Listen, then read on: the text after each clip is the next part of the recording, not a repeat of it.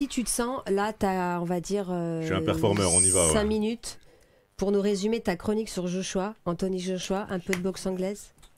On y va. Donc, vous connaissez Anthony Joshua, vous connaissez la boxe anglaise, sûr, hein, justement. sûr. Vous suivez.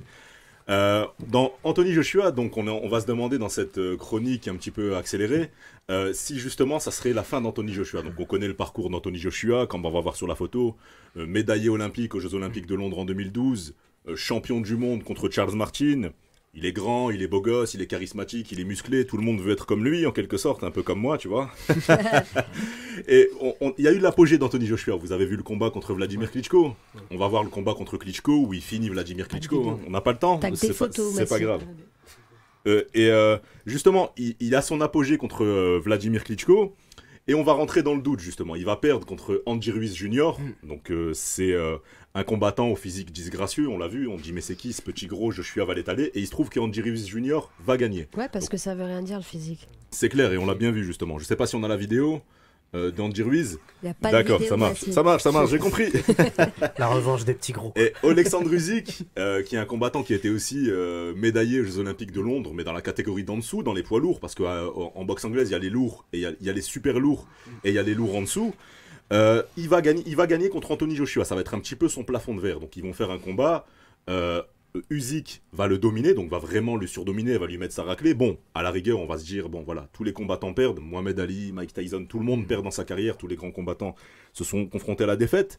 Mais ce qui va se passer, c'est qu'au match revanche, il va regagner le combat, Oleksandr Usyk, hein. Il va regagner le combat une deuxième fois. Et c'est un peu compliqué quand on est un grand champion comme ça, c'est que quand on perd deux fois, quand on prend pas sa revanche, il y a une côte. Tous les combattants, ils ont une côte sur eux. Voilà, tu perds deux fois contre le même mec.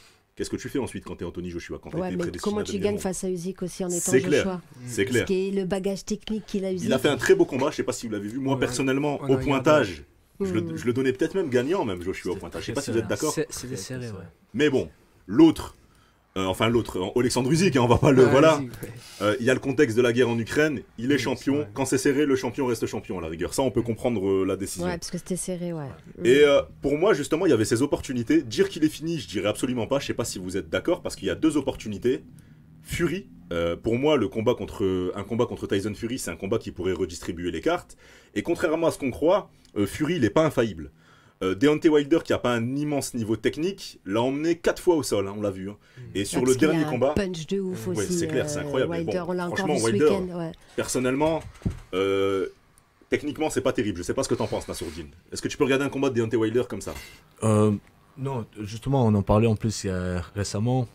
Techniquement, c'est pas ouf, mais il a la Il a un précision, Mais s'il touche, il a il le couche. punch, il a un Toucher et très couler. bon coup d'œil. Ouais. Et ça, c'est très important. Mais bien sûr, visuellement, c'est pas très beau à voir. Et Ouais. vas-y, excuse-moi, Nassourdine. Ouais, vas-y. ouais, non, c'est ce que je voulais dire. Et c'est ça le plus important.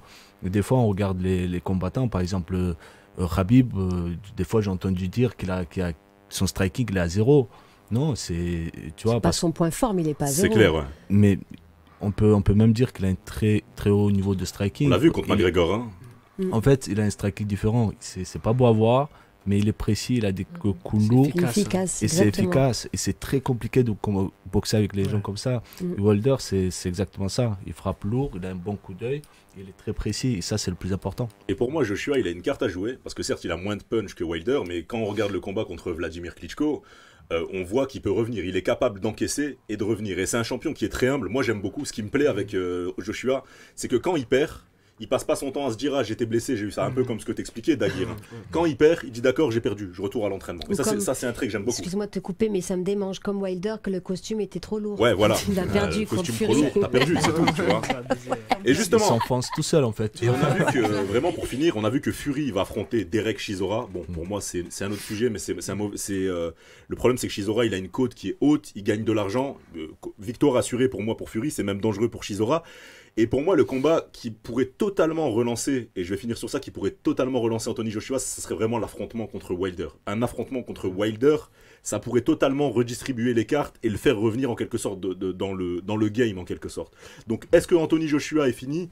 Moi, cette question, je répondrais non. Mm. Et il a ses chances à jouer contre Tyson Fury. On a vu que c'est un combattant qui tient la route. Tyson Fury, il n'est pas infaillible, il peut aller au sol. Le dernier combat contre Wilder, Si il se relève pas, c'est la même chose. Sur la fois, il va au sol. S'il se relève pas, c'est pareil. On a vu qu'il va au sol. Et un combat contre Wilder pourrait redistribuer les cartes. Je sais pas ce que vous en pensez tous les deux par rapport à ça. Qu'est-ce que vous donnez par exemple dans un combat contre Joshua contre Wilder? C'est compliqué. Je pense que Joshua il peut gagner au point. Tu penses? Ouais.